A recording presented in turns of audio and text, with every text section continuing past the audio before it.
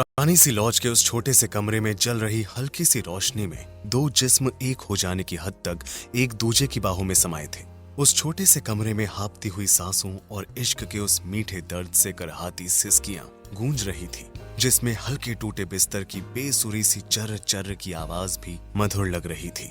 उन मजबूत बाहों में समाई वो सांवली सी 24-25 साल की वो लड़की उन मजबूत बाहों में सागर की लहरों की तरह हिचकोले खा रही थी। चादर की सिलवटों की तरह बिखरते सिमटते वो दोनों जिस्म थोड़ी ही देर में बिस्तर पर बिखर गए। करीब 5 फुट 5 इंच की साधारण सी कद काठी के उस शख्स ने अपने बगल में लेटी उस लड़की को एक नजर देखा, जिसके शरीर पर पसीने की बूंदें मोती सी चमक रही थी। उस लड़की ने भी अपने बिखरे बालों को एक तरफ गिराते हुए उस आदमी को मुस्कुराते हुए देखा और शर्म से कसमसाती हुई उसको अपनी बाहों में जकड़ लिया। वो आदमी उस लड़की को नींद की आगोश में समाये हुए एकटक निहार रहा था कि तभी उसके दिलो दिमाग में एक आवाज कौंध उठी। इस लड़की से तो शादी करेगा ना? मैं इससे शादी नहीं कर सकता।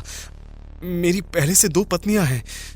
ये तुझे इसके साथ सुहागरात मनाने से पहले सोचना था। इस सीधे सादे से दिखने वाले शख्स का अपने ही आप से एक अंतर्द्वंद चल रहा था। मैं इस बार तुम्हारी बातों में नहीं आऊंगा।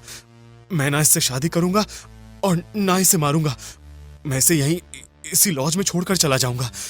इस घिनौने समाज के हाथों तिल तिल करके मरने के लिए छोड़ जाओगे? और उन हसीन ख्वाबों का क्या जो तूने इसको दिखाए हैं? उस खूबसूरत जिंदगी का क्या जिसका वादा तूने इससे किया है? ये बेचारी गरीब असहाय मजबूर लड़की अपने घर से ये नकदी ये जेवरात सिर्फ इसलिए लाई है कि तू उसे अपनाएगा, अपना बनाएगा। इसकी अब तक की मजबूरी और गरीबी में बीती जिंदगी को बदलने की तू आखिरी उम्मीद है। मैं हर लड़की की जिंदगी नहीं संवार सकता। मैं सबसे शादी नहीं कर सकता, इस लड़की से भी नहीं कर सकता।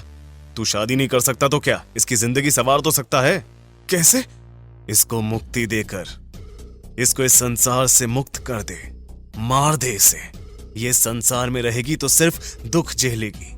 ये समाज इसे सिर्फ दर्द देगा, तकलीफ देगा। इसके जिस्म को अपनाने के लिए कई मिलेंगे, लेकिन इसकी आत्मा को कोई नहीं अपनाएगा।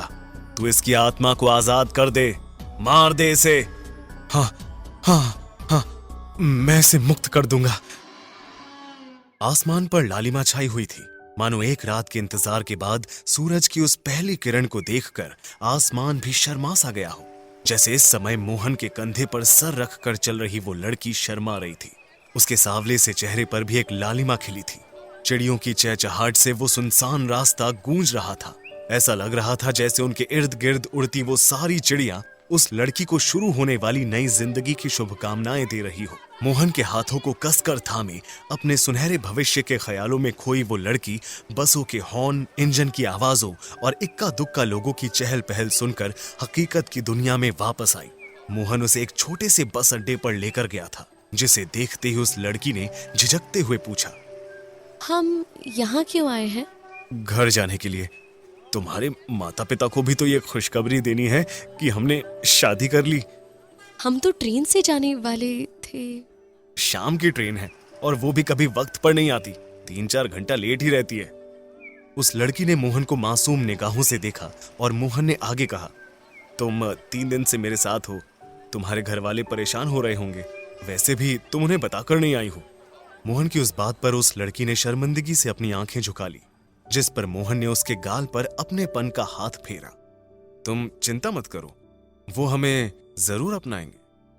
उस लड़की के होठों पर एक हल्की सी मुस्कान खिल उठी। तभी मोहन ने अपनी जेब से एक पान की तरह तय किया हुआ कागज का टुकड़ा निकाला और उसे खोलते हुए उस लड़की की तरफ बढ़ा दिया। ये क्या है? हम जैसे नए नए शादीशुदा कपल्स का सच्चा साथी। ये गर्भ निरोधक गोली है। अभी हमारी बच्चा खिलाने की उम्र नहीं है, अभी तो हमारे खेलने की उम्र है।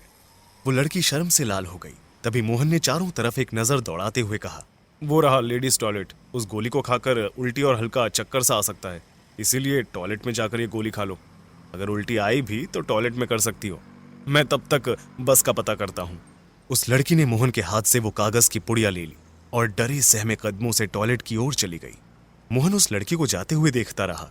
जैसे ही वो लड़की टॉयलेट के अंदर गई, मोहन के दिमाग में फिर से उसके अंतर मन की आवाज गूंज उठी, तूने एक और स्त्री को मुक्त कर दिया मोहन। मोहन ने एक नजर और उस टॉयलेट के बंद दरवाजे को देखा और फिर तेज कदमों से चलता हुआ एक तरफ निकल गया। मोहन वहां से जा चुका था और हर गुजरते पल के साथ उस टॉयलेट के दरवाजे पर भीड़ और दस्तक बढ़ती जा रही थी। कौन है अंदर? दरवाजा खोलो, दरवाजा खोलो, दरवाजा खोल। इस लड़की बाज की तो आज मैं। कौन थी वो लड़की और उस टॉयलेट में उस लड़की के साथ क्या हुआ था? कौन है वो शैतान जिससे मोहन बातें करता है? अभी तो मैंने आपको सिर्फ मोहन के नाम से परिचित कराया है। इसके घिनौने और क्रूर चेहरे से आपको रूबरू कराना अभी बाकी है। मोहन की खौफनाक जिंदगी के बारे में और जानने के लिए सुनते रहिए ये कहानी, जिसका नाम है गर्भ निरोधक जहर, सिर्फ कुकू एफएम पर। सुने जो मन चाहे। दरवाजा खोल। इस लड़की बाज की तो आज मैं। उस इंस्पेक्टर की गुस्से से भरी आवाज सुनकर उस 10 बाय 10 की जेल में जमीन पर लेटा मोहन अपने ख्यालों की दुनिया से बाहर निकला। इससे पहले वो कुछ समझ पाता, उस इंस्पेक्टर के हाथ में थमा डंडा मोहन के कंधे से टकराया और मोहन दर्द से छटपटा उठा। साहब मार क्यों रहे हो? जो कुछ मुझे मालूम था सब आपको बता तो दिया। मैंने किसी को नहीं मारा। तूने नहीं मारा? तूने नहीं मारा मादर? तो उन मरी हुई लड़कियों के फोन तेरे पास कहां से आए? साइनाइड की गोलियां तेरे घर में क्यों रखी थी? साहब मैंने किसी को नहीं मारा। उन लड़कियों ने आत्महत्या की है। वो साली सब की सब मुझसे शादी करना चाहती थी। मैंने मना कर दिया तो तू रजनीकांत है? हैं? तेरे से शादी करने के लिए मरी जा रही थी वो सब, हैं? अब तू भी यहाँ से बाहर निकलने के लिए मरेगा। रुक, लाल मिर्च कहाँ है? ये डंडा जब तेरे पिछवाड़े में जाएगा ना तब मुंह से हगेगा तू। पैर पकड़ साले के। एक सिपाही ने मोहन के दोनों हाथों और दूसरे सिपाही ने उसकी टांगों को कसकर पकड़ा और जमीन पर उल्टा लिटा दिया। गुस्से से सुलग रहे इंस्पेक्टर ने मोहन के बदबूदार पसीने से तरबतर नंगे शरीर को देखा और जमीन पर थूकते हुए एक के बाद एक 3-4 डंडे मोहन की पीठ पर बरसा दिए। मोहन दर्द से तड़पते हुए चिल्लाने लगा और इंस्पेक्टर ने अपना सवाल पूछा। अब कुछ याद आया? उन 20 लड़कियों को तू नहीं मारा है ना? बोल बोल। देख मोहन, अपना गुनाह कबूल कर ले। पिछवाड़े वाला ऑप्शन ट्राई करने पर मजबूर मत कर। तूने ही उन 20 लड़कियों को मारा है ना? जेल की उस गर्म सीलन से भरी कोठरी में थोड़ी देर तक खामोशी छाई रही और फिर दर्द से करहाती जुबान में मोहन ने धीरे से कहा, साहब मैंने 20 लड़कियों को नहीं मारा है। तू ऐसे मुंह नहीं।